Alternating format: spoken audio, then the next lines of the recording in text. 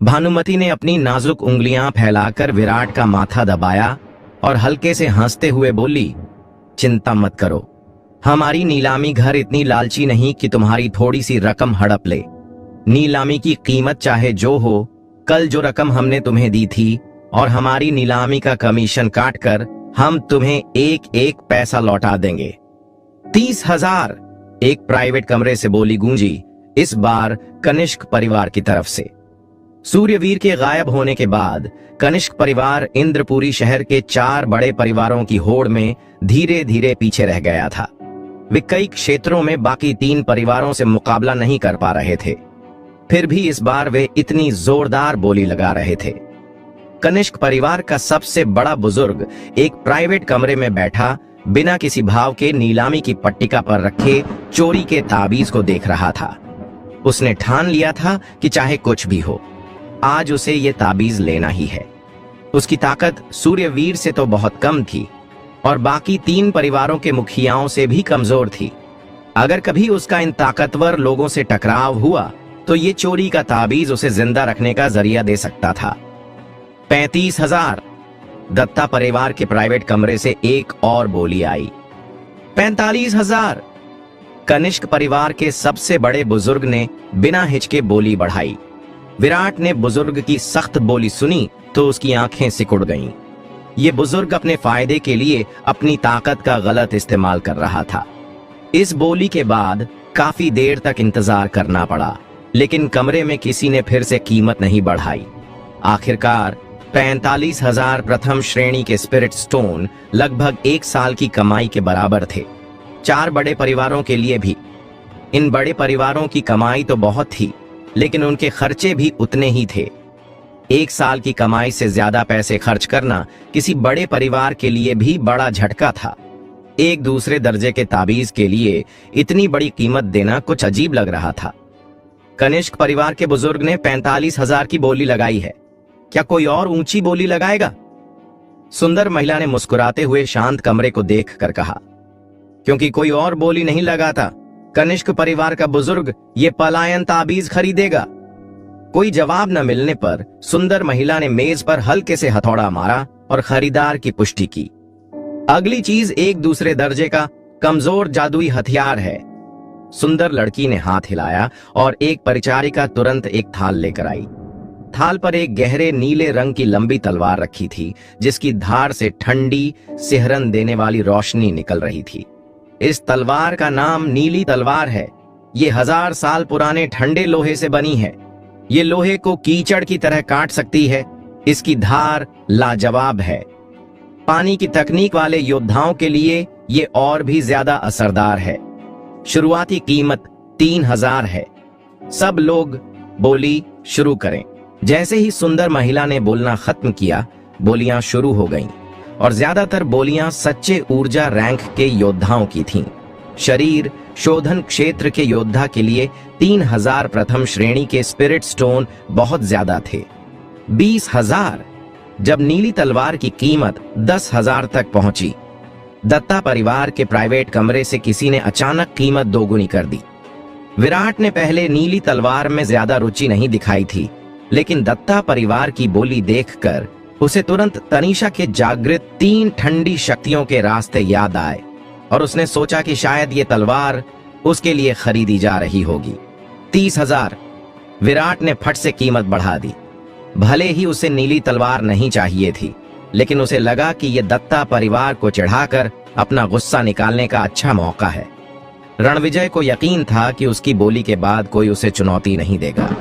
आखिर 20,000 spirit stone की कीमत वाला एक कमजोर जादुई हथियार पहले से ही बहुत महंगा था और दत्ता परिवार की साख को देखते हुए कोई और बोली नहीं लगाएगा। लेकिन उसे बिल्कुल उम्मीद नहीं थी कि कोई कीमत बढ़ाएगा, वो भी पूरे 10,000 स्पिरिट स्टोन तक। उदास होकर रणविजय ने बोली लगाने वाले की तरफ देखा, ये सोचते हुए कि दत्ता परिवार को टक्कर देने की हिम्मत किसने की। वो उसे आज सबक सिखाना चाहता था, लेकिन जब उसने देखा कि बोली प्राइवेट कमरा नंबर 1 से आई थी, तो उसने तुरंत बाद में हिसाब चुकता करने का इरादा छोड़ दिया। यहाँ तक कि दत्ता परिवार को भी सोचना पड़ता था कि क्या वो प्राइवेट कमरा नंबर 1 के लोगों को नाराज कर सकते हैं। 35,000। रणविजय ने गुस्से को दबाते हुए कीमत बढ़ाई। अगर नीली तलवार के गुण तनीषा के लिए इतने सही न होते तो वो और बोली नहीं लगाता। 30,000 स्पिरिट स्टोन पहले ही तलवार की असल कीमत से कहीं ज्यादा थे, लेकिन फिर भी 35,000 उसकी आखिरी हद थी। अगर कोई फिर से कीमत बढ़ाता तो वो मुकाबला नहीं करता। ज्यादा से ज्यादा वो बाद में तनीषा के लिए दूसरी तलवार खरीद लेता। भले ही वो पूरी तरह फिट ना होती, फिर भी पागलों की तरह मारे जाने से तो बेहतर था। तनीषा का चेहरा गुस्से से पीला पड़ गया। आखिर कौन इतना बेकार था कि दत्ता परिवार के खिलाफ जाता। उसे नीली तलवार देखते ही पसंद आ गई थी और उसने रणविजय से उसे खरीदने को कहा था। वो कल नीलामी घर में खास तौर पर नीलामी की चीजें देखने आई थी। विराट ने बस एक बार कीमत बढ़ाई और फिर चुप हो गया, इस डर से कि अगर उसने बहुत ऊंची बोली लगाई तो दत्ता परिवार अचानक पीछे हट जाएगा, जो उसके लिए बड़ा नुकसान होता। भानुमति ने विराट की हरकतें देखीं और मन ही मन हंस पड़ी। इस छोटे से बच्चे का एक प्यारा सा रंग भी है। उसे विराट का व्यवहार बिल्कुल गलत नहीं लगा। उसने विराट और तनीषा के बीच की बातें भी सुनी थीं। नीलामी घर की खुफिया जानकारी की वजह से वो आम लोगों से कहीं ज्यादा जानती थी। भानुमति की मुलाकात सिर्फ विराट से हुई थी, जो अपनी प्रेमिका के लिए 3 साल तक बिना रुके अपनी जान दे सकता था। योद्धाओं की दुनिया में ताकत, हुनर और खजानों के लिए प्रेमी भी एक दूसरे के खिलाफ हो जाते हैं और लड़ पड़ते हैं।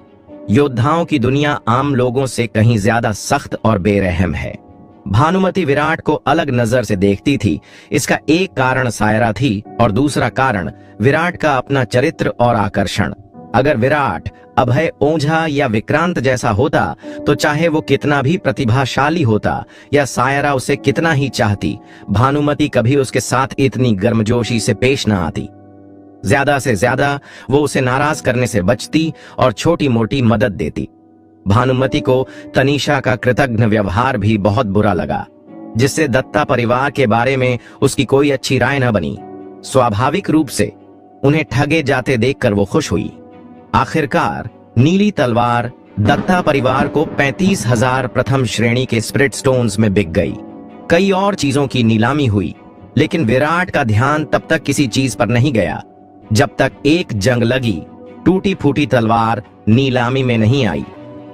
ये अगला जादुई हथियार थोड़ा अजीब है।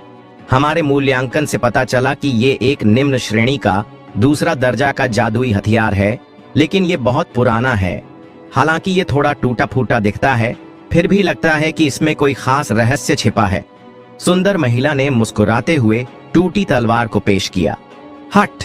नीलामी हॉल एक पल के लिए खामोश हो गया। फिर टूटी तलवार देखते ही हंसी और शोर मच गया। ये शोर सुनकर सुंदर महिला को थोड़ी शर्मिंदगी महसूस हुई। नीलामी घर के मूल्यांकनकर्ताओं ने गहराई से जांच की थी और टूटी तलवार जितनी दिख रही थी उससे कहीं ज्यादा जटिल लग रही थी।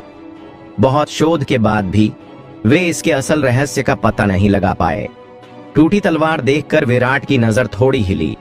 जैसे ही उसने तलवार को महसूस किया, उसकी चेतना के सागर में बनी काली मीनार थोड़ी कांप उठी। क्यों? क्या तुम्हें यह टूटी तलवार पसंद आई? भानुमति ने मुस्कुराकर पूछा। हाँ, मुझे ये थोड़ी अच्छी लगी। विराट ने बिना कोई राज खोले अपनी रुचि दिखाई। अभी बोली मत लगाना, वरना जो चीज तुम कम दाम में ले सकते थे वो महंगी पड़ जाएगी। भानुमति ने विराट को रोकने के लिए हाथ बढ़ाया। क्यों? विराट ये सुनकर हैरान हो गया, थोड़ा उलझन में। तुम्हें पता है ये कौन सा प्राइवेट कमरा है? विराट ने भानुमति के हाव भाव देखकर अविश्वास से पूछा। क्या ये प्राइवेट कमरा नंबर 1 है? वरना तुम्हें क्या लगा? भानुमति ने अपनी खूबसूरत आंखें झपकाईं और हंस पड़ी। मिस, तुमने तो मुझे सचमुच चकमा दे दिया। विराट कड़वी मुस्कान के साथ बोला। उसे पहले ही अंदाजा हो गया था कि जैसे ही वो मुंह खोलेगा, जिन लोगों को टूटी तलवार में जरा भी रुचि नहीं थी, वे अचानक उसमें दिलचस्पी लेने लगेंगे। उनका मानना था कि अगर कमरा नंबर 1 के ग्राहक को तलवार पसंद आई तो वो जरूर कुछ खास होगी और वे उसे हथियाने के लिए उत्सुक हो जाएंगे। इससे पहले से कम कीमत और भी बढ़ जाएगी। इसके अलावा कमरा नंबर 1 में होने से लोगों का ध्यान आसानी से खींचा जा सकता था। अगर उसे कोई अच्छी चीज भी पसंद आती तो वो उसे खरीदने की हिम्मत नहीं करता। मैं तुम्हें चकमा दे रही हूं। ये सुनकर भानुमति तुरंत नाराज हो गई। उसने अपनी नाजुक उंगलियां बढ़ाकर विराट के माथे पर जोर से दबाया और प्यार से डांटते हुए बोली, तुम बेरहम लड़के, मैंने तुम्हारे लिए इतना सोचा, लेकिन तुमने मेरी मेहरबानी को हल्के में लिया। तुम कितने ढीठ हो। नीलामी में आने से पहले तुमने भेष बदलने की भी जहमत नहीं उठाई। क्या बस कुछ कबाड़ इकट्ठा करने आए हो? अगर तुम कोई अच्छी चीज जीत गए और ऐसे ही बेशर्मी से बाहर निकले तो शायद नीलामी घर से निकलने से पहले ही कोई तुम्हें पीछे से पत्थर मार दे। क्या तुम्हें लगता है कि अगर तुम कमरा नंबर 1 में नहीं हो तो कोई तुम्हें नहीं देखेगा? कमरा नंबर 1 के लोग तुमसे डरते हैं और इतना खुलकर बोलने की हिम्मत नहीं करते। भानुमति ने उसे गुस्से से डांटा, फिर आखिरकार थोड़ा सुकून पाया। ये सुनकर विराट के माथे पर ठंडा पसीना छूट गया। वो सचमुच थोड़ा लापरवाह था। बाहर जाने से पहले इसे पहन लो। भानुमति ने मेज के नीचे से एक काला कपड़ा निकाला और विराट की तरफ फेंक दिया। जहां तक उस टूटी तलवार की बात है, क्योंकि तुम्हें वो पसंद है, मैं किसी से उसकी बोली लगवा दूंगी। तुम मुझे बाद में पैसे दे देना। नीलामी घर की नीलामी में 2 तरह की चीजें थीं। नीलामी घर की अपनी चीजें और दूसरों की दी हुई चीजें। ये टूटी तलवार नीलामी घर की नहीं थी, बल्कि किसी और की थी। भानुमति जाहिर है विराट को थोड़े से कमीशन के लिए ठगे जाने नहीं देगी। विराट खुद को गहराई से छुआ हुआ महसूस किए बिना न रह सका। भानुमति के इरादे चाहे जो हों, उसके कामों ने वाकई उसकी मदद की थी, और ये मदद बहुत अहम थी। क्योंकि नीलामी में टूटी तलवार में ज्यादा लोग दिलचस्पी नहीं ले रहे थे, इसलिए बोलियां कम थीं, और आखिरकार एक साधारण योद्धा ने उसे 5000 स्पिरिट स्टोन्स में खरीद लिया। टूटी तलवार की नीलामी एक छोटी सी बात थी। इसके बिकने के बाद नीलामी चलती रही। इसके बाद नीलामी में कई शानदार खजाने दिखाए गए। अमृत, कवच, हथियार, औषधीय जड़ी बूटियां। लेकिन विराट ने किसी भी चीज के लिए बोली नहीं लगाई। नीलामी में आने का उसका मकसद मार्शल आर्ट तकनीक, तकनीक, तकनीक, तकनीक और हथियार थे। क्योंकि भानुमति ने उसके लिए टूटी तलवार पहले ही ले ली थी, उसका हथियार का हिस्सा पूरा हो गया था। अब उसे बस एक मार्शल आर्ट तकनीक चाहिए थी, और नीलामी में आने का उसका मकसद पूरा हो जाता। अगली चीज एक निम्न श्रेणी का सम्राट रैंक का मार्शल आर्ट तकनीक है। 7 गुना उग्र लहर हथेली।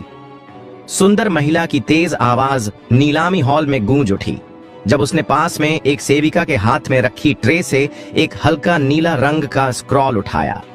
जैसे ही उसने ये शब्द कहे, नीलामी हॉल में हलचल मच गई और माहौल तुरंत गर्मा गया।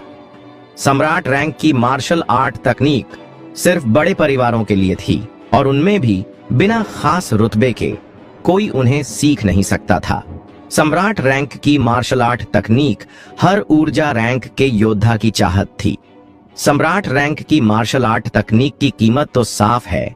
ये 7 गुना उग्र लहर हथेली एक निम्न श्रेणी की सम्राट रैंक की मार्शल आर्ट तकनीक है, लेकिन अगर इसमें महारत हासिल कर ली जाए तो एक ही वार में 7 परतों की ताकत आती है। इन 7 परतों के साथ इसकी ताकत एक मध्यम श्रेणी की सम्राट रैंक की मार्शल आर्ट तकनीक जितनी हो जाती है। सुंदर महिला के शब्दों ने हॉल में खलबली मचा दी।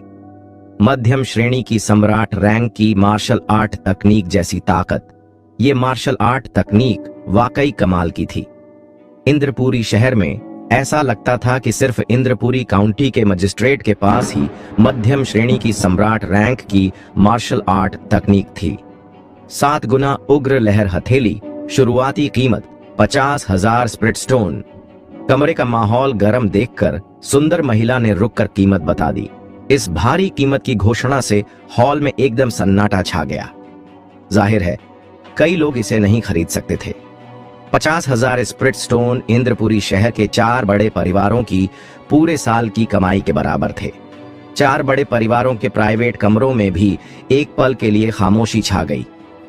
50,000 स्पिरिट स्टोन की भारी कीमत ने माहौल को ठंडा कर दिया। इस अजीब खामोशी के बावजूद सुंदर महिला ने बेचैनी का कोई निशान नहीं दिखाया। उसकी मुस्कान उतनी ही प्यारी थी। वो इस सम्राट रैंक की मार्शल आर्ट तकनीक के आकर्षण को अच्छे से जानती थी और इसे न बेच पाने की चिंता नहीं कर रही थी।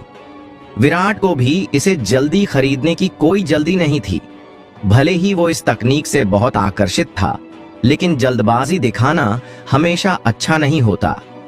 अगर वो ज्यादा उत्सुकता या हताशा दिखाता तो छिपे इरादों वाले लोग उसका फायदा उठा सकते थे। अगर कोई जानबूझकर कीमत बढ़ा देता तो नतीजा बुरा हो सकता था। 51,000। ये खामोशी ज्यादा देर न रही और आखिरकार किसी ने बोली लगाई। बोली लगाने वाला इंद्रपुरी शहर के एक कबीले का मुखिया था। भले ही वो 4 बड़े परिवारों जितना ताकतवर नहीं था, फिर भी ये एक बड़ी बोली थी। 53,000। एक और कबीले के मुखिया ने बोली लगाई। इन कबीलों के लिए सम्राट रैंक की मार्शल आर्ट तकनीक का बहुत आकर्षण था। शायद इस तकनीक से उनके कबीले नई ऊंचाइयों को छू सकते थे। 50,000, 60,000। इस बार 4 बड़े परिवारों में से एक त्यागी परिवार ने बोली लगाई। त्यागी परिवार की बोली ने बाकी कबीले के मुखियाओं के दिलों को हिला दिया, क्योंकि उनकी आर्थिक ताकत 4 बड़े परिवारों जितनी नहीं थी। त्यागी परिवार से मुकाबला करने में सिर्फ बाकी 3 बड़े परिवार ही सक्षम थे। 70,000। मेघकेतु परिवार भी इस सम्राट रैंक की मार्शल आर्ट तकनीक की दौड़ में शामिल हो गया। 90,000। दत्ता परिवार ने बोली लगाई। 1,00,000। विराट आखिरकार खुद को रोक न सका। हालांकि उसकी हथेलियां और ठंडे पसीने से भीग गई थीं। उसने सम्राट रैंक की मार्शल आर्ट तकनीक की कीमत ऊंची होने की उम्मीद तो की थी, लेकिन इतनी ज्यादा नहीं सोची थी। जब विराट ने यह कीमत पुकारी, नीलामी हॉल में फिर से एक पल के लिए सन्नाटा छा गया। इसकी एक वजह यह थी कि कीमत पहले से ही कुछ लोगों की पहुंच से बाहर थी। 4 बड़े परिवारों जैसे परिवार की लगभग 2 साल की कमाई 1,00,000 थी। दूसरी बात, यह प्राइवेट रूम नंबर 1 की दूसरी बोली थी। प्राइवेट रूम नंबर 1 की बोली से सब पहले से ही परेशान थे। आखिरकार इस आदमी ने पहले बिना किसी उकसावे के दत्ता परिवार को निशाना बनाकर एक गलत मिसाल कायम की थी। इससे दत्ता परिवार को नीली तलवार के लिए 35,000 स्पिरिट स्टोन देने पड़े, जो 20,000 स्पिरिट स्टोन में मिल सकती थी। किसी को नहीं पता था कि इस आदमी के इरादे क्या हैं। क्या होगा अगर वो फिर से पागल हो गया और दत्ता परिवार की तरह किसी और को निशाना बनाया? कौन जानता था कि और कितने स्पिरिट स्टोन बर्बाद हो जाते। आखिरकार ये सम्राट रैंकीय मार्शल आर्ट तकनीक नीली तलवार के सामने कुछ भी नहीं थी। अगर कीमत और बढ़ती तो 4 बड़े परिवारों जैसे बड़े परिवार के लिए भी ये बड़ा झटका होता। इस वक्त चारों बड़े परिवारों को भी अपनी बोली लगाने में सावधानी बरतनी पड़ी। 1,10,000। रणविजय दत्ता ने आगे कहा। 1,20,000। रणविजय दत्ता की बात खत्म होते ही प्राइवेट रूम नंबर 1 ने तुरंत 10,000 की बोली बढ़ा दी। बिना किसी हिचक के इस तेज तर्रार अंदाज ने रणविजय दत्ता को बहुत असहज कर दिया। ये आदमी या तो बहुत अमीर था या फिर सचमुच मुसीबत मोल लेना चाहता था। पीछे मुड़कर सोचने पर रणविजय दत्ता ने ऐसे किसी आदमी को नाराज नहीं किया था। 1,30,000। रणविजय दत्ता ने दांत पीसते हुए बोली बढ़ाई। तब तक बाकी 3 बड़े परिवारों ने होड़ छोड़ दी थी और सब दत्ता परिवार और प्राइवेट रूम नंबर 1 के बीच की जबरदस्त जंग देख रहे थे। देखने वाले भी इन आंकड़ों को देखकर हैरान थे। 1,00,000 से ज्यादा स्पिरिट स्टोन आम योद्धाओं के लिए ये इतनी बड़ी रकम थी कि उनकी पहुंच से बाहर थी। 1,14,000। प्राइवेट रूम नंबर 1 ने बिना रुके बोली बढ़ाई। नीलामी हॉल में मौजूद भीड़ में हलचल मच गई। सब ये जानने को बेताब थे कि ये अमीर आदमी कहां से आया। इंद्रपुरी शहर में ऐसे किसी शख्स के बारे में पहले क्यों नहीं सुना? क्या वो कोई खास योद्धा था जो अचानक नीलामी में आया और मजे लेने लगा? रणविजय का चेहरा पानी की तरह फीका पड़ गया। अगर कीमत और बढ़ती तो दत्ता परिवार की 3 साल की कमाई चली जाती, जो पहले ही उनकी पहुंच से बाहर थी। इतनी बड़ी रकम का नुकसान दत्ता परिवार के भविष्य को नुकसान पहुंचाता और उन्हें बाकी 3 बड़े परिवारों से मुकाबले में पीछे कर देता। क्या एक निम्न स्तरीय सम्राट रैंकीय मार्शल आर्ट तकनीक के लिए इतनी बड़ी कीमत देना सचमुच ठीक था? अगर दत्ता परिवार के पास निम्न स्तरीय सम्राट रैंकीय मार्शल आर्ट तकनीक न होती तो रणविजय चाहे कितनी भी कीमत हो उसे जीत लेता। लेकिन दत्ता परिवार के पास पहले से ही एक निम्न स्तरीय सम्राट रैंकीय मार्शल आर्ट तकनीक थी। 7 गुना उग्र लहर हथेली जोड़ने से उनकी निम्न स्तरीय सम्राट रैंकीय मार्शल आर्ट तकनीक की संख्या बस 1 से 2 हो जाती, जिससे कोई खास फायदा नहीं होता। पर प्राइवेट रूम नंबर 1 का वो आदमी बहुत ही चालाक था। अगर वो ये मार्शल आर्ट तकनीक न भी जीत पाता तो भी वो उसे भारी नुकसान पहुंचाता। जब रणविजय दत्ता फिर से कीमत बढ़ाने वाली थी तभी प्राइवेट रूम नंबर 1 से फिर आवाज आई, चीफ दत्ता, आप ऐसा क्यों नहीं करते? बस 10,000 और जोड़ दीजिए और ये मार्शल आर्ट तकनीक आपका हो जाएगा। कितना अफसोस की बात है। आवाज में अफसोस था, जैसे रणविजय दत्ता इतना अच्छा मार्शल आर्ट तकनीक हासिल करने से चूक गई हो। ये सुनकर रणविजय दत्ता के पसीने छूट गए और उसने मन ही मन कोसा, क्या ये आदमी पागल है? रणविजय दत्ता को गहरा डर लगा। शुक्र है उसने कीमत नहीं बढ़ाई, वरना वो सचमुच उस आदमी के जाल में फंस जाती। अगर वो उसका पीछा करती और कीमत बढ़ाती और वो अचानक रुक जाता तो उसकी धोखा देने की योजना नाकाम हो जाती और उसे भारी नुकसान उठाना पड़ता। रणविजय दत्ता को डर का एहसास हुआ। अगर इस मार्शल आर्ट तकनीक की कीमत 1,70,000, 1,80,000 या 2 लाख तक भी चली जाती और वो आदमी अचानक रुक जाता तो उसने इस तकनीक के लिए इतनी बड़ी रकम खर्च कर दी होती। इससे दत्ता परिवार को भयानक नुकसान होता और कुलपति के तौर पर उसका पद खतरे में पड़ जाता। रणविजय दत्ता गुस्से से भर गई। उसे उस आदमी से कोई शिकायत नहीं थी, फिर भी उसने बार बार उसे ठगने की कोशिश की। भले ही वो प्राइवेट रूम नंबर 1 का खास मेहमान था, फिर भी ये बात छुप नहीं सकती थी। कोई और कीमत बढ़ाना चाहता है? सुंदर महिला ने काफी देर इंतजार किया। उसकी नजरें कमरे को देखती रहीं और आखिरकार दत्ता परिवार के प्राइवेट कमरे पर रुकीं। उसने मुस्कुराकर पूछा, कुलपति दत्ता, क्या आप फिर से बोली लगाएंगे? रणविजय का गला रूंध गया। उसे पता था कि ये एक जाल है, फिर भी वो कूद पड़ी। क्या वो इतनी बेवकूफ थी? उसे और गुस्सा आया और उसने ठंडे लहजे में कहा, नहीं। सुंदर महिला ने रणविजय के ठंडे लहजे को नजरअंदाज किया। उसके चेहरे पर अभी भी मुस्कान थी, क्योंकि कोई और ज्यादा बोली नहीं लगा रहा। ये निम्न स्तरीय सम्राट रैंकीय मार्शल आर्ट तकनीक 7 गुना उग्र लहर हथेली अब प्राइवेट रूम नंबर 1 के खास मेहमान की होगी। सुंदर महिला ने हथौड़े को हल्के से मारा और सौदा पक्का हो गया। विराट ने आखिरकार राहत की सांस ली, अपने माथे से पसीना पोंछते हुए। उसका दिल बिल्कुल शांत नहीं था। भले ही उसने बिना रुके कीमत बढ़ाई थी, जो बेपरवाह लगता था, लेकिन असल में वो बहुत घबराया हुआ था। जब कीमत 1 लाख के पार गई तो उसके पैसे खत्म होने वाले थे। रणविजय से मुकाबला जारी रखने के लिए उसे भानुमति से 50,000 स्प्रिट स्टोन उधार लेने पड़े। विराट कड़वी मुस्कान के बिना न रह सका। वो अभी अभी अमीर बना था और एक दिन से भी कम में वो पूरी तरह कंगाल हो गया, यहाँ तक कि कर्ज में डूब गया। भानुमति ने विराट को देखा और उसे वो और भी मजेदार लगा।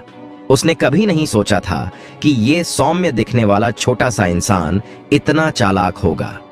भानुमति विराट के पछतावे भरे शब्दों को सुनकर रणविजय की भावनाओं की पूरी तरह कल्पना कर सकती थी। अपनी मनचाही चीजें हासिल करने के बाद विराट ने और देर नहीं की। उसने अपना काला लबादा पहना और भानुमति के साथ प्राइवेट रूम नंबर 1 से चला गया। नीलामी में मौजूद कई लोग प्राइवेट रूम नंबर 1 पर नजर गड़ाए थे, ये देखने को उत्सुक कि वो कौन है, और जाहिर है कई लोगों के मन में छिपे इरादे भी थे। जब तक प्राइवेट रूम नंबर 1 का मालिक बहुत ताकतवर न हो, इतने बड़े मुनाफे का लालच जरूर किसी निडर और लालची आदमी को उसकी दौलत हड़पने के लिए लुभाता। लेकिन जब उन्होंने भानुमति को उस आदमी के साथ देखा तो ज्यादातर ने अपने छिपे इरादे छोड़ दिए। कोई ऐसा शख्स जो खुद भानुमति के साथ चल सके, उसे अपमानित करना उनके लिए मुमकिन नहीं था। पूरे इंद्रपुरी काउंटी में भानुमति के साथ चलने लायक कोई और नहीं था। ऐसे आदमी को एक उंगली से कुचलकर मार देना आसान था। विराट प्राइवेट रूम नंबर 1 से भानुमति के पीछे पीछे गया, टूटी हुई तलवार और सियान स्क्रॉल लिया और नीलामी घर के अनगिनत मंडपों और मीनारों से होकर निकला। फिर उसने इमारत से बाहर निकलने से पहले एक अटारी में अपना काला लबादा उतार दिया। इतनी सावधानी के बीच किसी के लिए यह जानना लगभग नामुमकिन था कि उसने 7 गुना उग्र लहर हथेली हासिल कर ली है। विराट अपने कमरे में लौटा और जंग लगी। टूटी हुई तलवार और सियान स्क्रॉल निकाला। उसने टूटी हुई तलवार को ध्यान से देखा। ये इकलौती चीज थी जिसने अब तक काली मीनार का ध्यान खींचा था। जाहिर है ये कोई साधारण चीज नहीं थी।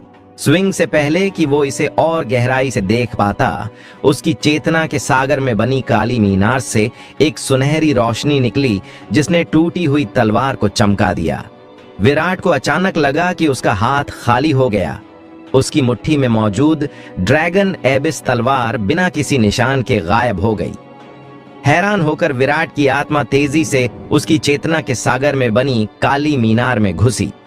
उसने काली मीनार की पहली मंजिल के बीच में लटकी ड्रैगन एबिस तलवार देखी। उस जगह में एक बहुत गहरी संरचना थी और विराट अभी तक वहां नहीं पहुंच पाया था। विराट को बहुत पहले पता चल गया था कि काली मीनार के केंद्र के जितना करीब कोई जाता है, संरचनाएं उतनी ही गहरी होती हैं।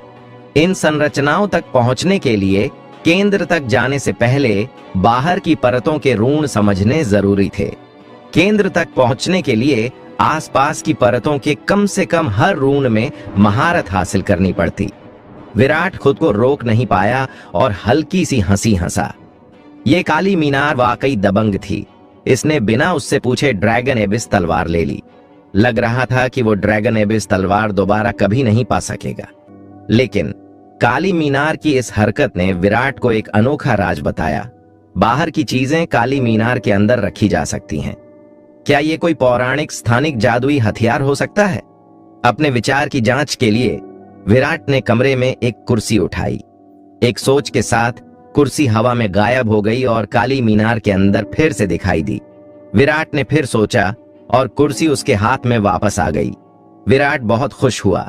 ये काली मीनार वाकई एक स्थानिक जादुई हथियार की तरह काम कर सकती थी। स्थानिक जादुई हथियार बनाना बहुत मुश्किल और बेहद दुर्लभ होता है। बाजार में शायद ही कभी दिखता है। अगर कभी कभार एक दो दिख भी जाए तो उनकी कीमत इतनी ज्यादा होती है कि आम योद्धाओं की पहुंच से बाहर होती है। पूरे इंद्रपुरी काउंटी में पहले कभी कोई स्थानिक जादुई हथियार नहीं देखा गया था। विराट बार बार कमरे में चीजें जमा करता रहा और इस मजे का आनंद लेता रहा। कई बार कोशिश करने के बाद उसने पाया कि काली मीनार में कोई चीज जमा करने के लिए उसे कम से कम उसे छूना तो पड़ता ही। काली मीनार की भंडारण की खूबी जानने के बाद विराट ने अपनी सारी कीमती चीजें उसमें जमा करने का सोचा। लेकिन काफी देर सोचने के बाद उसे एहसास हुआ कि वो पूरी तरह कंगाल हो चुका है और उसके पास कोई कीमती खजाना नहीं है।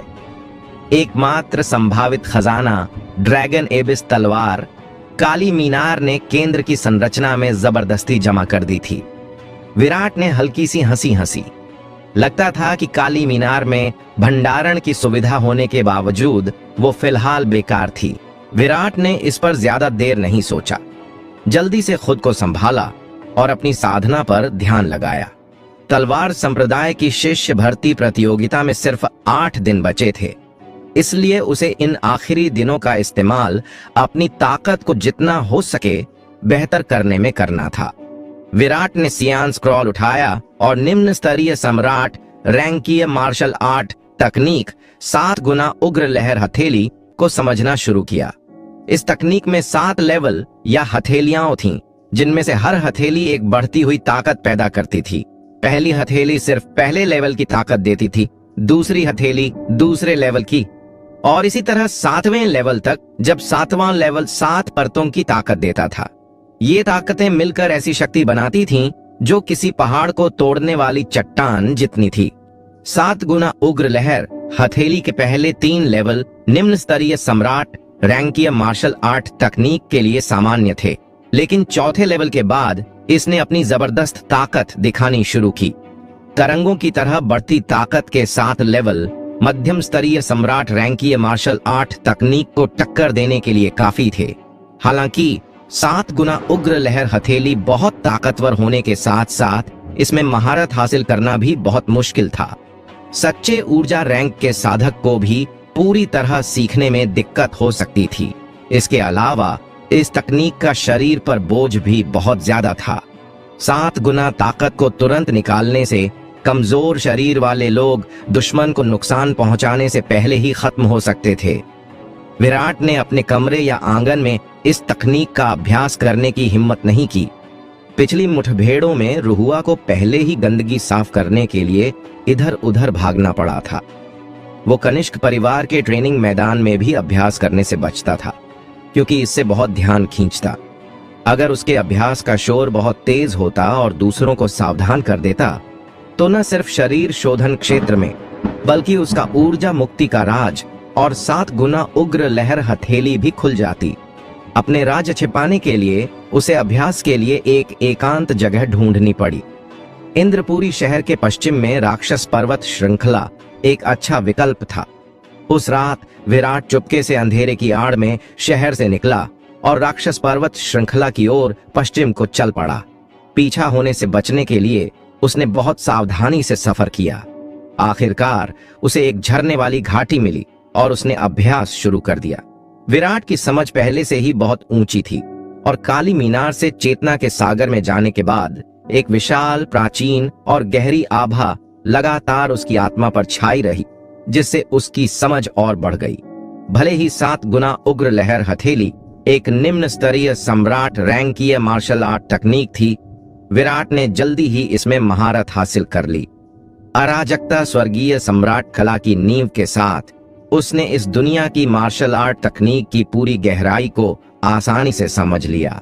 हम एक तेज गर्जना के साथ धूल और पत्थर तीरों की तरह आसमान की ओर उड़े और कई फीट चौड़ा एक गहरा गड्ढा बन गया। विराट अपने सामने गड्ढे को देख रहा था। उसकी आंखों में पछतावा था। उसने अभी तक 5वीं हथेली में महारत नहीं हासिल की थी। समय बहुत कम था। अगर 1-2 दिन और मिलते तो वो इसमें महारत हासिल कर सकता था। दुर्भाग्य से समय निकल रहा था। राक्षस पर्वत श्रृंखला में आए हुए 8 दिन बीत चुके थे। आज तलवार संप्रदाय की प्रवेश प्रतियोगिता थी और उसे इंद्रपुरी शहर लौटना था। उन 8 दिनों में उसने 8 असाधारण मध्याह्न रेखाओं में से 7 खोल ली थीं, सिवाय जीवन और मृत्यु की गहन शिरा के। ये गहन शिरा लंबे समय से योद्धाओं के बीच जीवन और मृत्यु की लौह दीवार के रूप में जानी जाती थी। शक्ति सिंधु महाद्वीप के इतिहास में सिर्फ कुछ लोग ही इसे खोल पाए थे, लेकिन विराट ने आसानी से हार नहीं मानी। भले ही वो किसी भी वक्त अपनी ऊर्जा में वापस जा सकता था और ऊर्जा रैंक में चढ़ सकता था, उसने इंतजार करना चुना। आखिरकार वो सर्वोच्च तकनीक अराजकता स्वर्गीय सम्राट कला की साधना कर रहा था और अराजकता सर्वोच्च वंश को जागृत कर चुका था। इस प्राचीन मध्याह्न रेखा को खोलना असंभव नहीं था। सच में इस मध्याह्न रेखा का अवरोध पहले ही ढीला हो चुका था। विराट को यकीन था कि सिर्फ 1 या 2 दिन में वो जीवन और मृत्यु की इस रहस्यमय मध्याह्न रेखा को पूरी तरह खोल देगा। इंद्रपुरी शहर, पश्चिमी जिला। विशाल चौक पहले से ही खचाखच भरा था। हर चेहरा उत्साह से चमक रहा था। आज तलवार संप्रदाय की 10 साल में एक बार होने वाली भर्ती प्रतियोगिता थी। इंद्रपुरी काउंटी के अनगिनत युवा हुनर यहाँ जमा हुए थे। हर कोई जोश और भविष्य की उम्मीदों से भरा था। तलवार संप्रदाय की प्रवेश परीक्षा पास करने और इस पवित्र मार्शल आर्ट तकनीक स्कूल का शिष्य बनने की चाहत में ये युवा योद्धा जहां परीक्षा का बेसब्री से इंतजार कर रहे थे, वहीं हर किसी को एक तरह की घबराहट भी थी, क्योंकि इस परीक्षा का नतीजा उनके भाग्य को पूरी तरह बदल देता। तलवार संप्रदाय हर बार सिर्फ 20 छात्रों को लेता था और शीर्ष 3 छात्रों को तलवार संप्रदाय के आंतरिक संप्रदाय में दाखिला मिल सकता था, जो वाकई एक बड़ी उपलब्धि थी। हालांकि ज्यादातर लोगों को इस मौके की ज्यादा उम्मीद नहीं थी। सबका यही मानना था कि इस पद के लिए उम्मीदवार पक्का इंद्रपुरी काउंटी मजिस्ट्रेट का दूसरा बेटा अभय ओझा ही होगा। इन नौजवान योद्धाओं के समूह में अभय ओझा वाकई अपने साथियों से कहीं आगे था। सिर्फ 17 साल की उम्र में वह सच्चे ऊर्जा रैंक के 6ठे लेवल तक पहुंच गया था। उसने एक मध्यम श्रेणी का देव रैंक वंश भी जागृत किया था। उसकी शानदार प्रतिभा बाकियों पर भारी पड़ रही थी। जहां तक विराट की बात है, जो कभी इंद्रपुरी शहर का सबसे काबिल योद्धा था, उसे लोग बहुत पहले भूल चुके थे। इस परीक्षा में टॉप 3 में आने की तो बात ही छोड़ो, 1 महीने पहले उसे तलवार संप्रदाय का शुरुआती शिष्य बनने का मौका मिल सकता था। हालांकि विराट ने 3 साल में कोई तरक्की नहीं की थी, फिर भी वह तब सच्चे ऊर्जा रैंक का योद्धा था। इंद्रपुरी काउंटी में ऐसा नौजवान योद्धा बहुत कम था। उसके पास टॉप 20 में जगह बनाने का मौका अभी भी था। अब जब भी लोग इंद्रपुरी शहर के इस प्रतिभाशाली योद्धा के बारे में सोचते, तो उनके मन में नफरत और तिरस्कार भर जाता। इंद्रपुरी शहर के सबसे बड़े प्रतिभाशाली की साधना 3 साल तक रुकी रही। वह भटक गया, उसका शक्ति केंद्र टूट गया और उसकी साधना पूरी तरह बर्बाद हो गई। यह वाकई शर्मनाक बात थी। बाद में खबर आई कि उसने किसी तरह अपने शक्ति केंद्र को ठीक कर लिया था और फिर से साधना शुरू कर दी थी। लेकिन सिर्फ 4थे लेवल का शारीरिक ट्रेनिंग पाया योद्धा तलवार संप्रदाय की परीक्षा देने के लायक भी नहीं था। पास होने की तो बात ही छोड़ो। जैसे ही सूरज निकला, इंद्रपुरी शहर के 4 बड़े परिवार, नीलामी घर और इंद्रपुरी काउंटी मजिस्ट्रेट कार्यालय धीरे धीरे चौक पर पहुंचे। जब अभय, ओझा और तनीषा एक साथ दिखे तो पूरा माहौल उत्साह से भर गया। नौजवान योद्धाओं ने उत्साह भरी नजरों से उन्हें देखा और तालियां बजाईं। युवा गुरु अभय, ओझा और कुमारी दत्ता एकदम सही जोड़ी हैं। एक साथ खड़े होकर वे स्वर्ग में बनी जोड़ी लगते हैं। ये दोनों स्वर्ग में बनी जोड़ी हैं, एक काबिल लड़का और एक खूबसूरत लड़की। मैंने सुना है कि इंद्रपुरी शहर का वो बेकार मशहूर प्रतिभाशाली विराट 3 साल तक मिस दत्ता को धोखा देता रहा। अच्छा हुआ उस निकम्मे के बुरे कर्मों का फल मिला और वह पागल हो गया। इसे मिस दत्ता को समय रहते उसके झूठ का पता चल गया। मिस दत्ता की मेहरबानी थी कि उन्होंने उसे कनिष्क परिवार के पास वापस भेज दिया। अगर मैं 3 साल तक ऐसे नीच इंसान के धोखे में रहता तो उसे यूं ही मरने देना मेरी दया होती। यह निकम्मा तो बेकार है ही, लेकिन इतना भोला भी है कि हंस के मांस का सपना देखने वाला मेंढक बन गया। उसका गंदा दिमाग वाकई घिनौना है। जहां भीड़ अभय, ओझा और तनीषा की तारीफ कर रही थी, वहीं उन्होंने विराट का मजाक भी उड़ाया। तनीषा ने ये बातें सुनी और मन ही मन बहुत खुश हुई। विराट, अगर तुम नीलामी घर के आसपास भी आए तो मैं तुम्हारी इज्जत को मिट्टी में मिला दूंगी और तुम्हें मौत से भी बदतर हालत में पहुंचा दूंगी। अगर तुमने आज यहां आने की हिम्मत की तो मैं तुम्हें फिर से अपंग कर दूंगी। इस बार मैं तुम्हें संभलने का कोई मौका नहीं दूंगी। उसने कनिष्क परिवार की टोली पर नजर दौड़ाई, लेकिन विराट वहां नहीं दिखा। लगता था उस हारे हुए में थोड़ी समझ थी और उसने यहां आकर खुद को शर्मिंदा करने की हिम्मत नहीं की। तनीषा एक गर्वीले हंस की तरह अपनी नाजुक ठुड्डी को थोड़ा ऊपर उठाए तिरस्कार से चारों ओर देख रही थी। वह सबकी तारीफ और सम्मान को बड़े गर्व से स्वीकार कर रही थी। जैसे ही तलवार संप्रदाय का आखिरी प्रवेश शुरू हुआ, माहौल चरम पर पहुंच गया। हर कोई घबराहट और उत्साह के साथ परीक्षा का इंतजार कर रहा था। परीक्षा शुरू। तलवार संप्रदाय के बुजुर्ग लोकनाथ ने लापरवाही से अपना हाथ हिलाया। इंद्रपुरी काउंटी गौरव राजवंश की 9 काउंटियों में सबसे छोटी और कमजोर थी। इस छोटे दूर दराज के इलाके में पहले कभी काबिल छात्र पैदा नहीं हुए थे। पिछली सदी में सिर्फ गिनती के कुछ लोग ही टॉप पर पहुंच पाए थे। इसलिए लोकनाथ ने इंद्रपुरी काउंटी में छात्रों की भर्ती पर ज्यादा ध्यान नहीं दिया था। वह यहां भेजे जाने से पहले ही बहुत नाखुश था।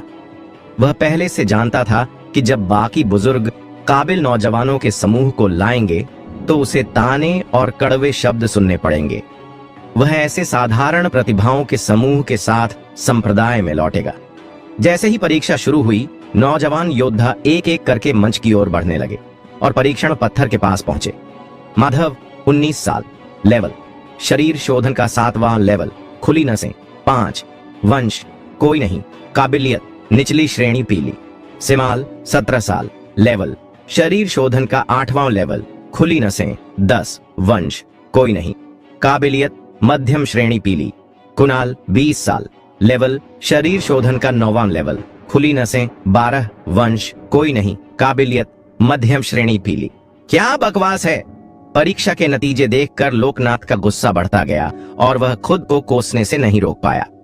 शरीर शोधन के 9वें लेवल से नीचे वाले ऊपर न आए। लोकनाथ ने गुस्से से पास खड़े एक सहायक शिष्य से कहा।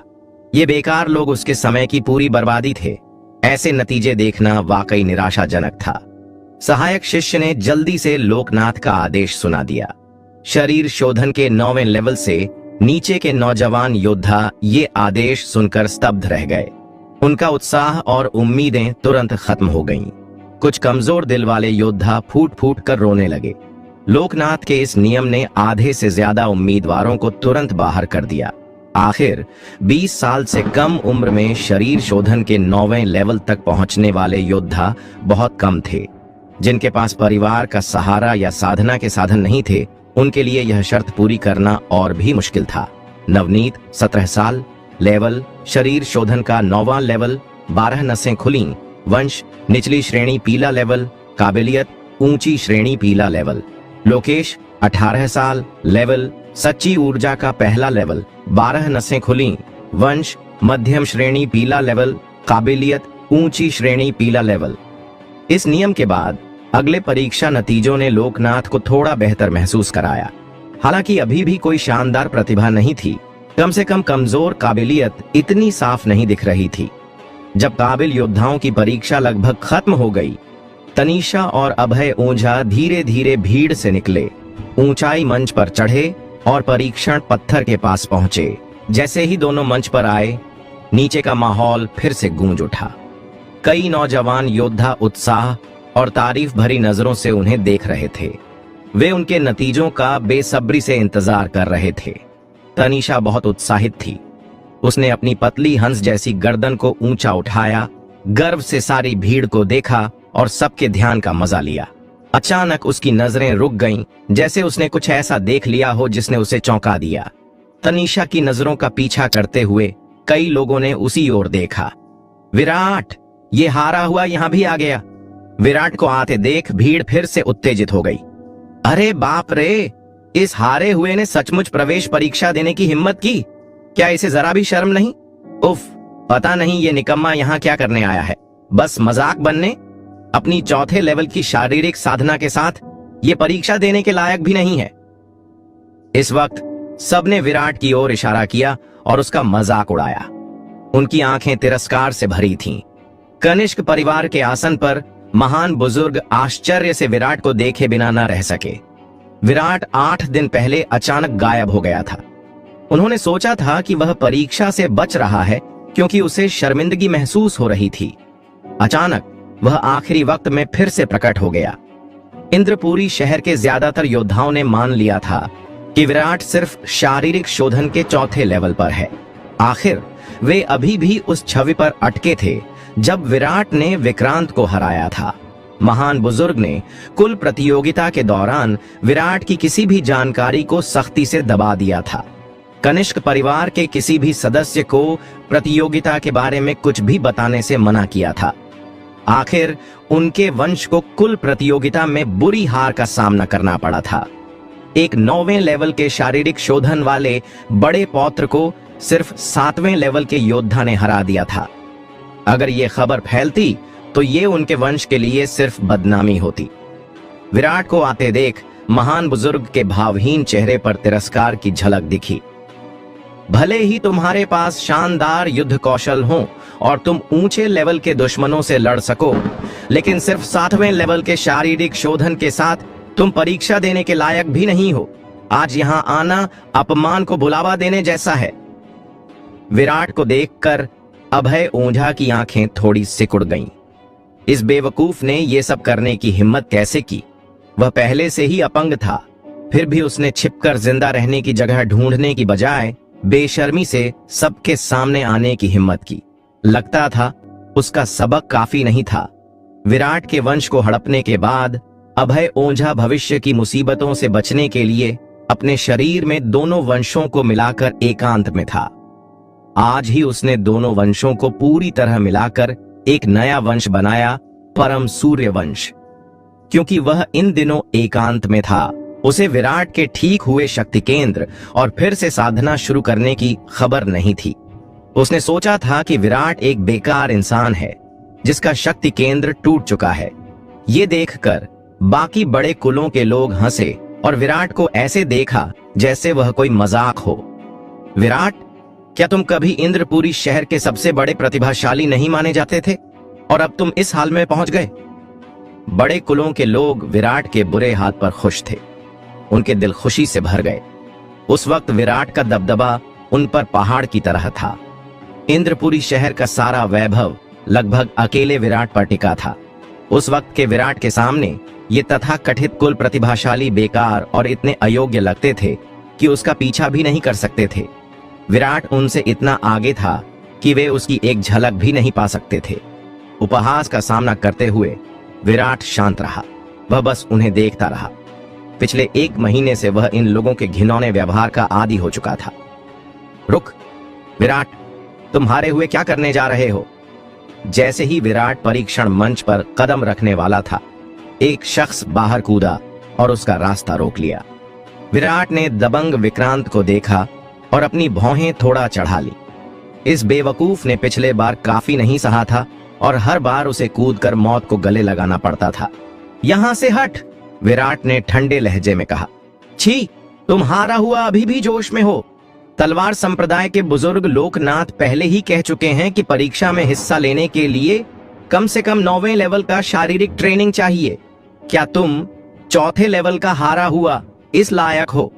विक्रांत ने तिरस्कार से कहा।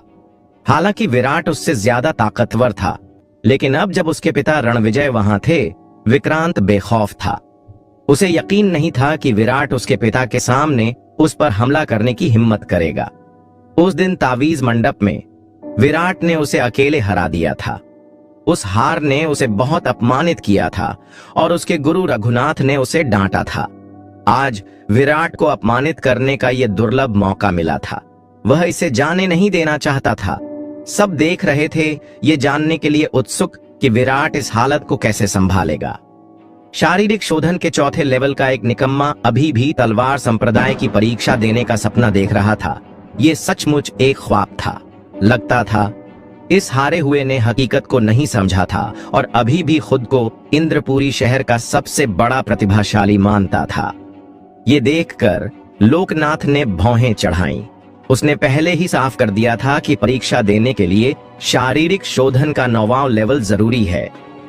इस 4थे लेवल की चींटी ने खुलेआम उसके नियम तोड़ने की हिम्मत की। सचमुच अपनी किस्मत को आजमा रही थी। लोकनाथ पहले से ही इंद्रपुरी काउंटी में भर्ती के लिए भेजे जाने से नाराज था। कोई शानदार छात्र न मिलने से उसका गुस्सा और बढ़ रहा था। अब एक बिल्कुल नालायक चींटी सामने आ गई थी। लोकनाथ इस 4थे लेवल की चींटी को ऐसा सबक सिखाने को तैयार था जिसे वह कभी न भूले। उसे अपने नियम तोड़ने की सजा मिलनी थी। तुमने ये खुद मांगा। विराट विक्रांत जैसे निकम्मे के साथ शब्द बर्बाद करने को तैयार नहीं था। अचानक उसने एक ताकतवर आभा के साथ धमाका किया। विराट के ठंडे शब्द सुनकर विक्रांत को बुरा लगने लगा। अचानक विराट से ताकतवर आभा फूटी और वह डर गया। 9वां लेवल शारीरिक शोधन। उसने भागने की कोशिश की, लेकिन बहुत देर हो चुकी थी। एक जबरदस्त ताकत पहले ही लहर की तरह उस पर टूट पड़ी थी। विक्रांत दर्द से चीखा और एक मरे हुए कुत्ते की तरह पीछे उड़ गया। तुम्हारी हिम्मत कैसे हुई? जैसे ही विक्रांत उड़ा, एक गुस्से भरी आवाज गूंजी। एक हाथ क्रूर ताकत से भरा विराट पर टूट पड़ा। एक जोरदार धमाके के साथ एक शख्स विराट के सामने आकर खड़ा हो गया और उस वार को रोक लिया। चक्रवर्ती, तुम्हारा क्या मतलब है? रणविजय ने उदास चेहरे से विराट के सामने खड़े शख्स को देखा और ठंडे लहजे में कहा, तीसरे बुजुर्ग। विराट ने अपने सामने खड़े शख्स को प्रणाम किया। तीसरे बुजुर्ग ने हाथ हिलाकर विराट को औपचारिकताएं पूरी करने का इशारा किया। रणविजय, आप दत्ता परिवार के एक बड़े मुखिया हैं, फिर भी आपने एक नौजवान पर हमला किया। क्या आपको जरा भी शर्म नहीं? तृतीय एल्डर ने रणविजय के आक्रामक रुख का शांत जवाब दिया। उन्होंने विराट के विक्रांत पर हमले को बिल्कुल हल्के में नहीं लिया। अगर विराट इस तरह के उकसावे को बर्दाश्त करता तो उन्हें निराशा होती। विराट आखिर कनिष्क परिवार का एक बड़ा युवा स्वामी था। वह खुद को अपमानित कैसे होने दे सकता था? हालांकि चक्रवर्ती रणविजय का कोई मुकाबला नहीं था, लेकिन दोनों के बीच की लड़ाई कनिष्क और दत्ता परिवारों के बीच जंग बन जाती। कनिष्क परिवार अपने कुल पिता सूर्यवीर के गायब होने से कमजोर था, लेकिन दोनों परिवारों के बीच असली जंग कनिष्क परिवार को तो भारी नुकसान पहुंचा ही सकती थी। दत्ता परिवार की हालत भी बहुत खराब हो जाती। रणविजय दत्ता इतनी छोटी बात पर जंग शुरू नहीं करेगी। ठीक है, इसे यहीं छोड़ देते हैं, बाद में जो करना हो कर लेंगे। अभी परीक्षा को आगे बढ़ाते हैं, लोकनाथ ने गुस्से से कहा। उसे विक्रांत का विराट के काम में बिना इजाजत दखल देना बिल्कुल पसंद नहीं आया। उस बेवकूफ ने विराट के बारे में उसका फैसला लगभग गलत कर दिया था। अगर उसने अभी विराट पर हमला किया होता तो उसे शर्मिंदगी उठानी पड़ती। रणविजय दत्ता कुछ तीखा कहना चाहता था, लेकिन लोकनाथ को बोलते देख उसकी हिम्मत नहीं हुई कि वह उसका विरोध करे। वह बस अपना गुस्सा पी गई और विक्रांत को इलाज के लिए ले गई। अच्छा हुआ कनिष्क परिवार के उस चोर ने उसे ज्यादा जोर से नहीं मारा, वरना वह कनिष्क परिवार से लड़कर मर जाता। तनीषा ने विराट को ठंडी नजरों से देखा और सख्त लहजे में कहा, विराट रुको। यह कहकर वह परीक्षण पत्थर की ओर चली गई और टेस्ट शुरू करने को तैयार हो गई। विराट ने उसके भाई को सबके सामने चोट पहुंचाई थी, जिससे दत्ता परिवार को शर्मिंदगी उठानी पड़ी थी। जब वह तलवार संप्रदाय की शिष्या बन जाएगी तो वह कनिष्क परिवार को छोड़ेगी नहीं। लोग भी हैरान थे कि विराट वाकई शरीर शोधन के 9वें लेवल तक पहुंच गया था। मजाक उड़ाने वाली आवाजें तुरंत शांत हो गईं। तनीषा ने अपना हाथ परीक्षण पत्थर पर रखा और वह फौरन तेज रोशनी से चमक उठा। तनीषा 16 साल, लेवल सच्ची ऊर्जा का पहला लेवल, खुली नसें 12, वंश मध्यम श्रेणी सम्राट रैंक, काबिलियत मध्यम श्रेणी सम्राट रैंक। परीक्षण पत्थर पर सुनहरे अक्षर देखकर लोग खुशी से झूम उठे। अरे बाप रे, मध्यम श्रेणी सम्राट रैंक की नसें, मध्यम श्रेणी सम्राट रैंक की काबिलियत, इतनी छोटी उम्र में सच्ची ऊर्जा के पहले लेवल तक पहुंच जाना। देवी, आप सचमुच मेरी देवी हैं। यही होता है असली काबिल इंसान। ऐसा काबिल इंसान जो आम वक्त में कम दिखता है, लेकिन बड़े मौके पर धमाल मचा देता है। इंद्रपुरी शहर की तथाकथित नंबर 1 काबिलियत इसके सामने कुछ भी नहीं। रणविजय दत्ता ने यह देखा तो उसका चेहरा गर्व से चमक उठा। मुखिया दत्ता, बधाई बधाई। इंद्रपुरी शहर के परिवारों ने एक एक करके रणविजय दत्ता को बधाई दी। परीक्षण पत्थर के नतीजे देखते ही लोकनाथ की आंखें चमक उठी। उसने खुशी से सिर हिलाया। आखिरकार एक काबिल उम्मीदवार मिला। ऐसे काबिल उम्मीदवार के साथ संप्रदाय में वापस जाना ज्यादा शर्मनाक नहीं होगा। तनीषा नीचे भीड़ की तालियां सुन रही थी। उसकी खूबसूरत आंखें गर्व से भरी थीं। उसने पास बैठे विराट की ओर देखा। उसका दिल खुशी से भर गया। भले ही तुम शरीर शोधन के 9वें लेवल तक पहुंच गए हो, इससे कोई फर्क नहीं पड़ता। मेरी तुलना में तुम अभी भी मुझसे बहुत पीछे हो। आज से मैं वह इंसान बनने वाली हूं जिसे तुम जिंदगी भर इज्जत दोगे। कनिष्क परिवार के बुजुर्ग नतीजे देखकर गंभीर हो गए। उन्हें तनीषा से इतनी काबिलियत की उम्मीद नहीं थी।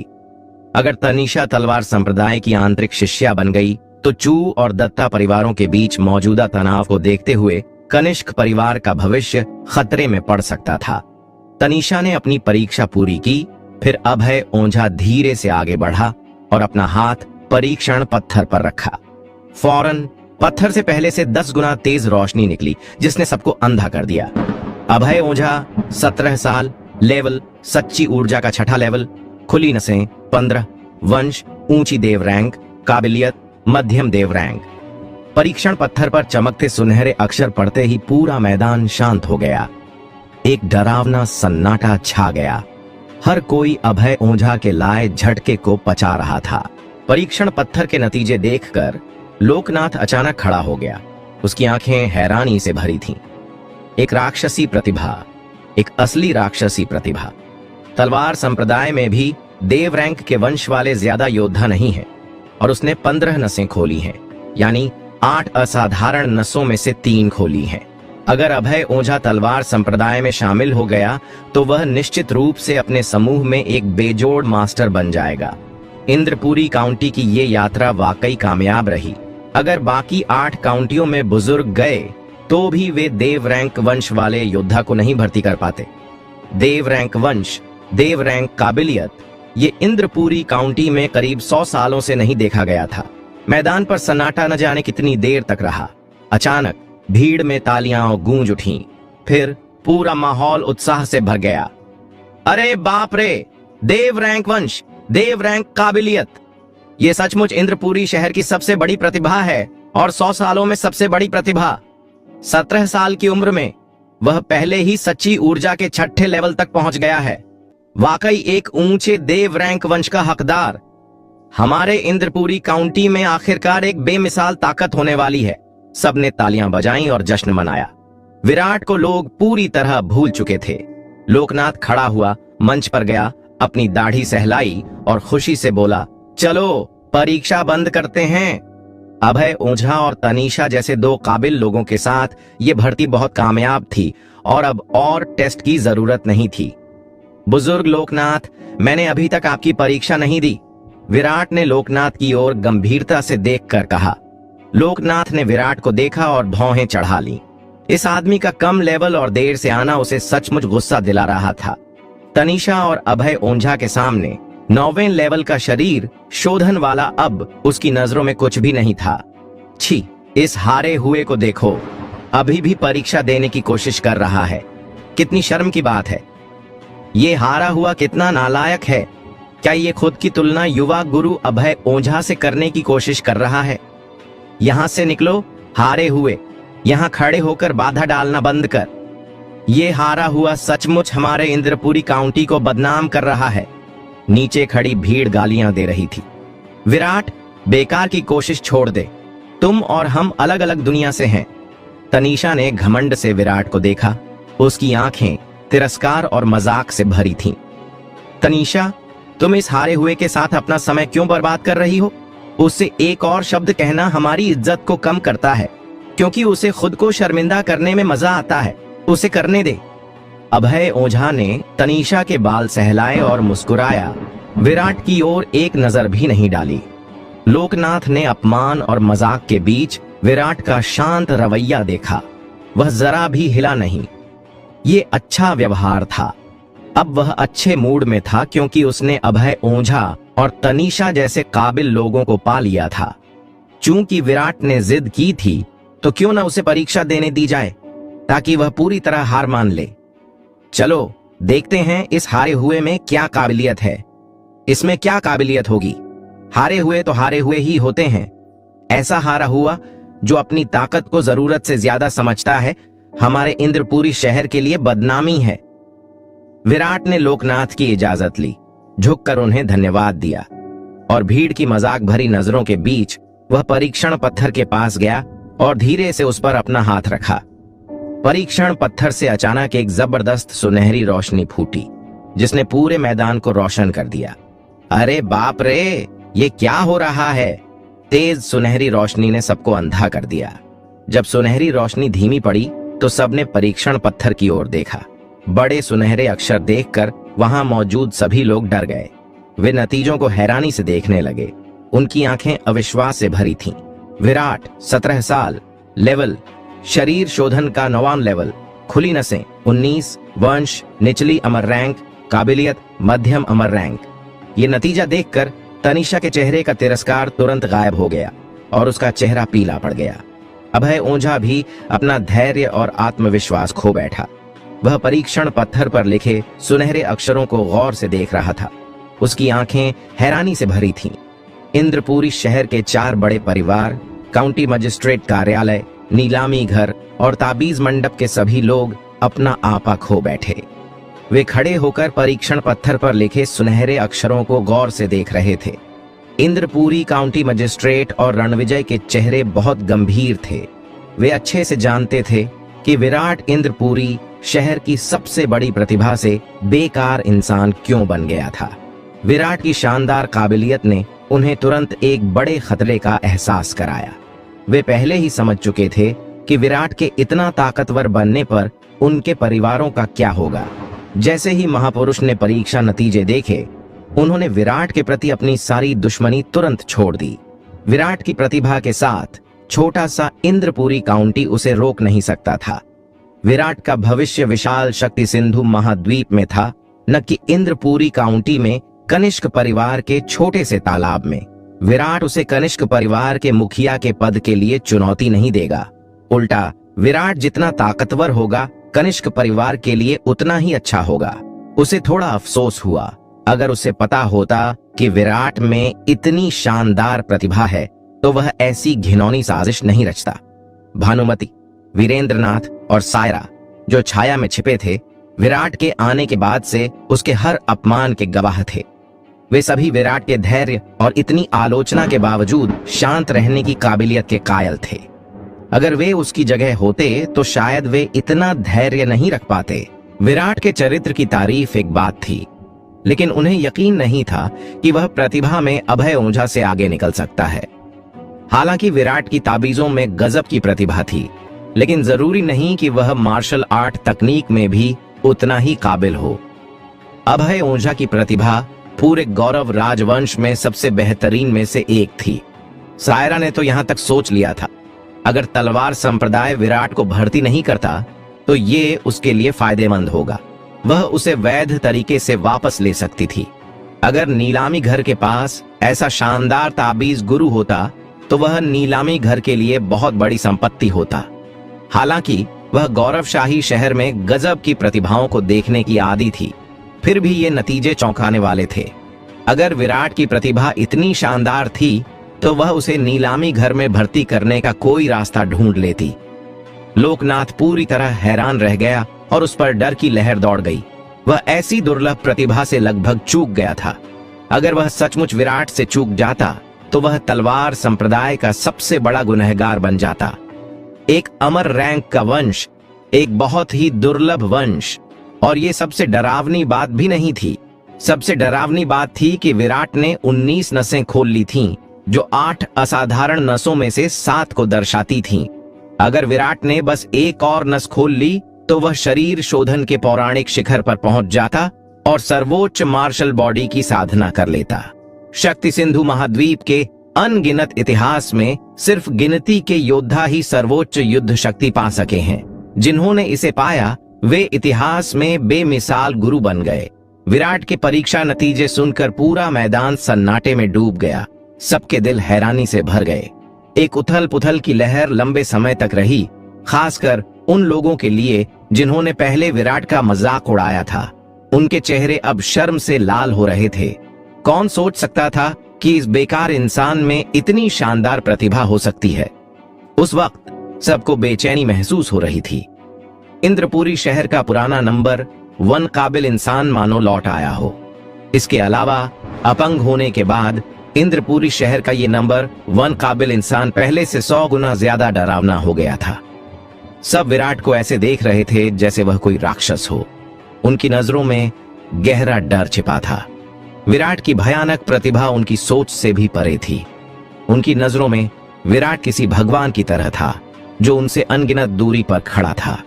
उस वक्त वे घबराहट में बस कुछ निगल पा रहे थे। एक भी शब्द नहीं बोल रहे थे, डर से कि कहीं वे उस भगवान को नाराज न कर दें और खुद पर सजा न लाएं।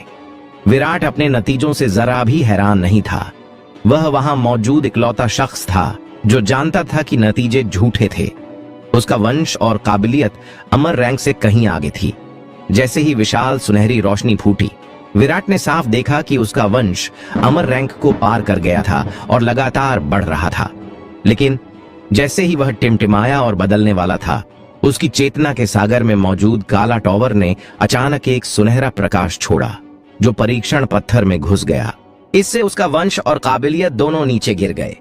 अगर विराट का वंश सचमुच अमर रैंक से आगे निकल गया होता तो ये न सिर्फ 9 दक्षिणी काउंटियों और तलवार संप्रदाय को बल्कि पूरे महान गौरव राजवंश को चौंका देता। विराट के लिए इसके नतीजे वरदान या अभिशाप हो सकते थे। विराट ने मुड़कर पीले चेहरे वाली तनीषा को देखा। वह शांत और ठंडे लहजे में बोला, तनीषा, जब तुमने दूसरों के साथ मिलकर मेरे वंश और साधना को हड़पने की साजिश रची थी, क्या तुमने कभी सोचा था कि ये दिन भी आएगा? तनीषा का चेहरा बिजली गिरने से पीला पड़ गया। उसे लगा जैसे वह गिर पड़ी हो, उसके पैर कमजोर पड़ गए हों। वह मुश्किल से खड़ी हो पा रही थी। अब उसमें वह गर्वीला रवैया नहीं था जो पहले था। उस पल तनीषा का दिल कड़वाहट और पछतावे से भर गया। अगर उसने अभय ओंझा के लालच का विरोध किया होता और विराट को धोखा न दिया होता, तो आज वह इस अपमान के बजाय विराट की शानदार कामयाबी में हिस्सेदार होती। उसने अपने पुराने कर्मों के नतीजों की कभी कल्पना भी नहीं की थी। अगर विराट अभी भी बेकार होता तो जाहिर है कोई उसकी बातों पर यकीन नहीं करता, लेकिन विराट की दिखाई भयानक प्रतिभा के बाद अब कौन उसकी बातों पर सवाल उठाएगा? दोस्तों, आपको यह एपिसोड कैसा लगा हमें कमेंट करके जरूर बताएं और इस वीडियो को लाइक और शेयर करना ना भूलें। चलिए मिलते हैं एक नए एपिसोड